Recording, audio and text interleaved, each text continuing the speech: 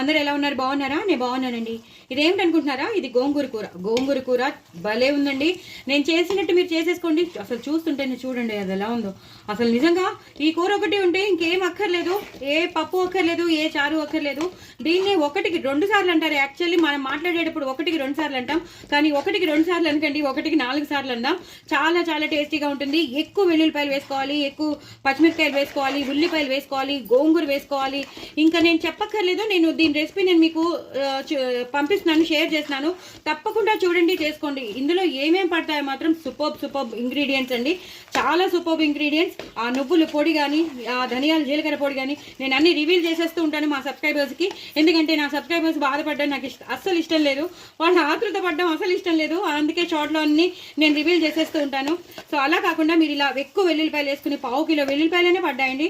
So ఎక్కువ పావు kilo పచ్చిమిరపకాయలు పడ్డాయి. కానీ చూడండి ఎలా ఉందో, సూపర్బ్ అండి. ఎంత నూనె వేసుకుంటే అంత బాగుంటుందండి ఈ కూరకి.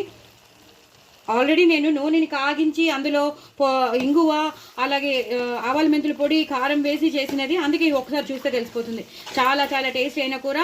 ఇది నిల్వ కూడా ఉంటుందండి. మీరు చక్కగా చేసి పెట్టేసుకోండి. ఒకటి 2 రోజులు ఏంటి, ఒక 3-4 రోజులైనా చక్కగా ఫ్రిడ్జ్లో ఉండిపోతుంది. అయినా అన్ని రోజులు ఉండదులేండి, ఎందుకంటే మనం అన్నిసార్లు తినేస్తాం. అంత బాగుంటుంది. చపాతీలో కూడా బాగుంటుంది. చాలా చాలా టేస్టీగా ఉంటుంది. ఇది టిఫిన్ బాక్స్లో కూడా పిల్లలకి కలిపేసి ఇచ్చేయచ్చు. ఎప్పుడైతే మనకు ఒంట్లో బాగాలేదో, ఏమీ చేసుకోలేని రోజుల్లో కూడా ఇది మనం వేసుకుని తినేసి అప్పుడు మనకి మల్టీపర్పస్గా పనికొచ్చేస్తుంది అనమాట. ఏమీ లేదు అనుకోక్కర్లేదు, ఇది ఒక్కటి మనని ప్రాణం కాపాడేస్తుంది అనమాట.